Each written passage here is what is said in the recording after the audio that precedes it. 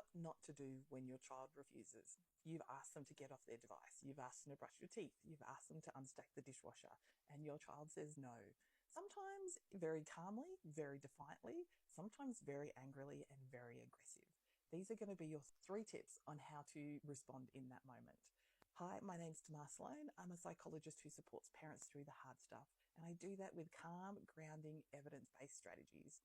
So here's what not to do when your child refuses. Number 1, explain endlessly. Parents do this because they're thinking that they haven't clearly explained this well enough, that there's a new angle that they hadn't considered. So if I am asking my son to clean his room, which I do a lot, and he's 22, then I'm thinking I need to break this down into a doable step. If you just tidy up your desk, that's doable. Let's just focus on that.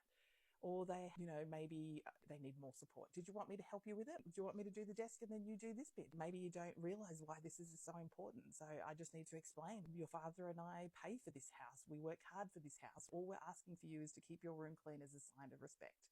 We're looking for a new angle to explain why it is that we have this boundary. Unfortunately, there's 2 issues with that thinking. One, the more you're talking about it, the less your child is listening.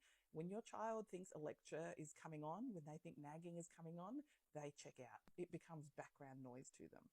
And 2, the more you talk, the more your child is thinking there's a possibility I could get out of this. They are invested in drawing you into a conversation about this, because the more we're talking about it, the less I'm cleaning my room.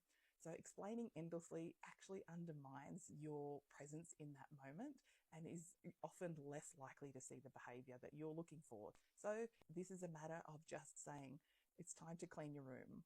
I'm going to come back in 10 minutes and check. Or it's time to get off the device. I'm going to stand here and wait with you. It's time to brush your teeth. Do you want me to put the toothpaste on, or do you want to do it? And then just standing and waiting. Number 2 of what not to do when your child refuses is to threaten consequences too early. Jumping to the big guns is often quite triggering of a child's defensiveness, of their shame, and of anger and aggression. So jumping to those consequences too early is more likely to generate escalation and conflict. So coming back to just using your presence as the expectation to just stand there and hold the line is much more effective. Number 3 of what not to do when your child refuses is try to win in the moment. Your child is their own person. They have their own thoughts, their own drives, their own decisions. There will be times when they don't brush their teeth. There will be times when they don't unstack the dishwasher. There will be times when they are still on their device after you've asked them to help off it. Trying to win in the moment more likely leads to conflict and escalation. Persisting over time is where you see change. You don't have to win, you just have to persist.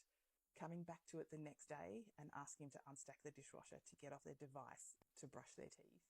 And the next day, and the next day, and the next day is where you see change and where you see calm presence in holding boundaries or expectations.